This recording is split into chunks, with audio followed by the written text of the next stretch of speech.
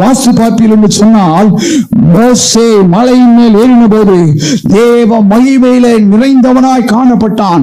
மோசே தேவ மகிமையினால் நிறைந்தவன் தான். மகிமையின் மேகம் அவனை மூடினது. பரிசுத்தவான்கள் மேலே கர்த்தருடைய ஆவியானவர் இறங்கினார். சிம்சோன் மேலே இறங்கும் போது அவன் பலமான காரியங்களை செய்தான். எளிதிலே பெலிஸ்தர்களை தோற்கடித்தான். கர்த்தருடைய ஆவியானவர் இறங்கும் போது சூப்பர் நேச்சுரலான அற்புத அடையாளங்களை ஜனங்களை கொண்டு கர்த்தர் செய்தார். ஆனால் எப்படிப்பட்ட மோசே கர்த்தருடைய மனுஷன் தான்.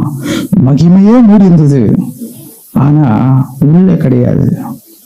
ஏன்னா இயேசு அந்த மீட்பை உள்ள சிலுவையில பண்ணி முடிச்ச பிறகுதான் ஆவியானவர் உள்ள வந்து வாசம் பண்ண முடியும்.